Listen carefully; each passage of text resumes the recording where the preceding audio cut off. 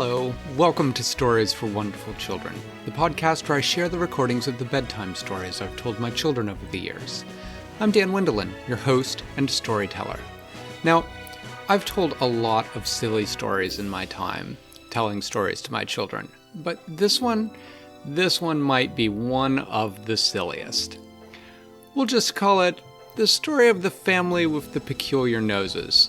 What's it about? I can't explain. You'll just have to listen and enjoy.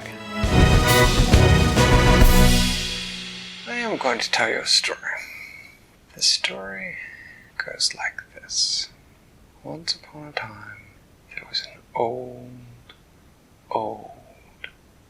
very old house. It was so old that many parts of it were made of stone, and pieces of it had new areas built onto it or reconstructed over the years so that it looked like a hodgepodge of sort of several houses that had collided together. What's a hodgepodge? Hodgepodge is a mix of things that don't match very well. And in the house there lived a rather curious family. There was nothing curious about their numbers. There was a mommy and a daddy and 3 children. And one's a baby and one's the big sister and one's a boy. One is a baby and one is not a baby, but is not yet an older child. And one of them is a child who is no longer a baby, but is not yet a teenager. And all of them were boys, and all of them had rather peculiar noses. Can you guess what was peculiar about their noses? They were green. Blue, actually. And the nose itself wasn't blue, but they all grew blue fur out of their nose. Now that might not be quite so weird if their parents had blue fur on their noses, but none of their parents had blue furry noses. Their mother and their father looked quite normal, as a matter of fact, except for their tails. Their mother and father both had tails. Their mother had a cute little curly Q tail, sort of like the one a pig might have, where their father had a long sort of limber tail that he could use to pick things up, like a monkey might have. Their father's tail had fur, but it was not blue. Can you guess what color it was, Diana? Brown. It was brown, with stripes. You know what color the stripes were, Becca? Black. Black, that's right. Brown with black stripes. Now, as if all that were not strange enough, this family had a rather unique job. Their job, all of them, even the youngest one, who was just a very old baby, was to go and at the end of every winter get all the salt off the roads that they had used to keep the roads from getting ice on them by licking it off. So, licking the road? Yes, they licked the salt off the road at the end of every winter. That is so gross. Well, they had similar thoughts. They did not really like their job. And so all summer and all winter when they were not working, their father worked hard, and their mother worked hard, and all of them worked hard to create a machine that would clean off the roads. And after a few years, they did indeed create a machine that had sprays that would spray the salt off the road, and big sort of scrubbing brushes that would scrub the road so that they would no longer need to lick the salt off the road. And they named their machine the Great Tongue. And they taught the baby how to drive, because all the rest of them had to run the brushes. And this was sort of a problem, because the baby was not a good driver.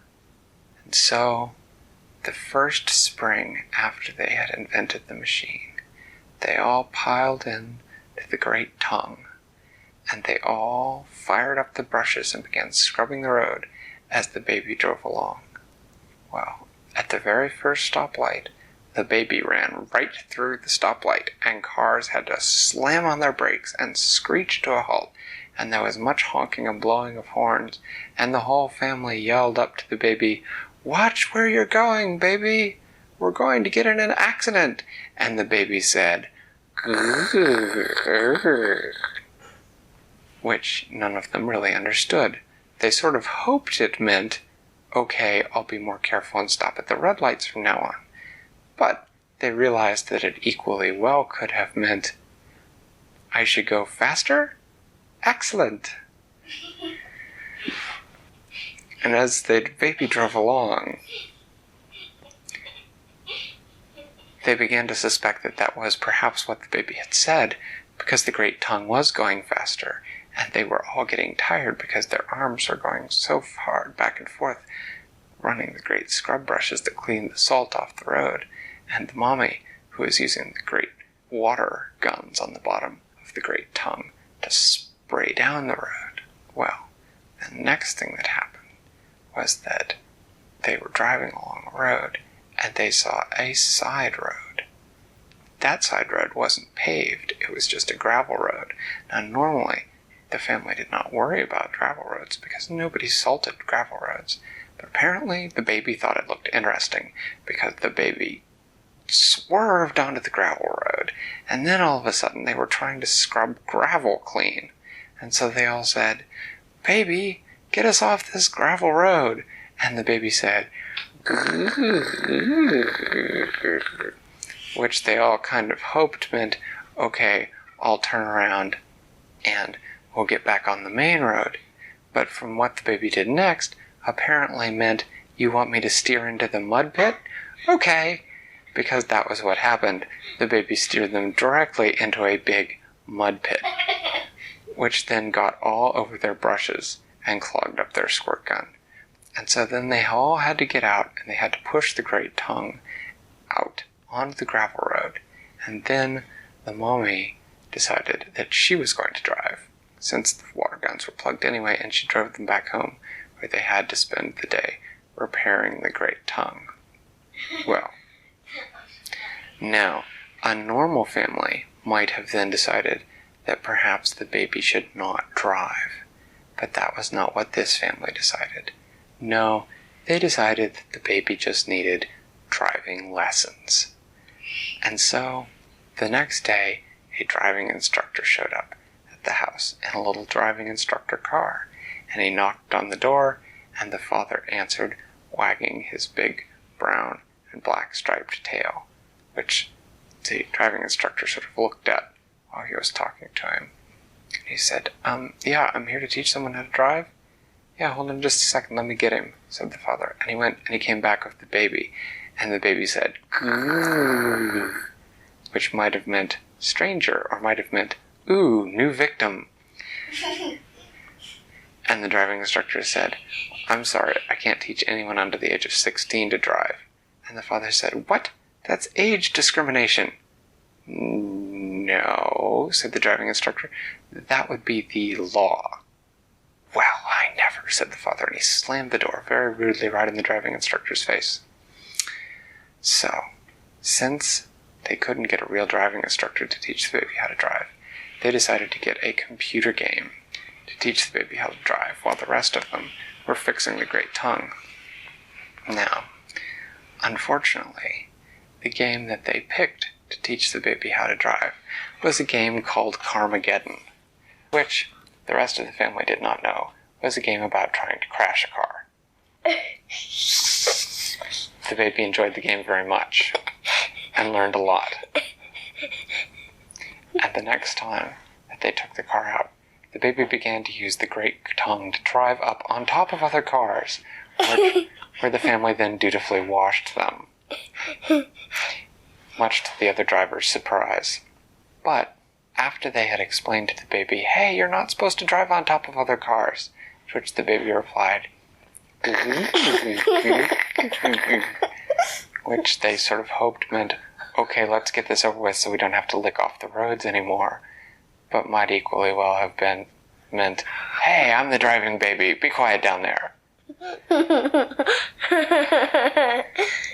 But when they threatened to take away the baby's rice puffs, the baby went back to driving the way that he was supposed to on the roads, and they got their job done. And the next year, they figured out a way to make the squirt guns on the bottom run from a motor so that the mother could drive. And the baby never drove again for another 15 years until he turned 16 years old and was a little bit less of a menace on the roads. Thanks for listening to Stories for Wonderful Children.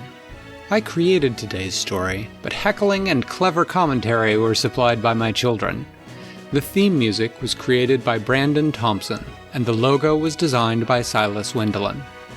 If you know someone who might enjoy the stories, please tell them about the show.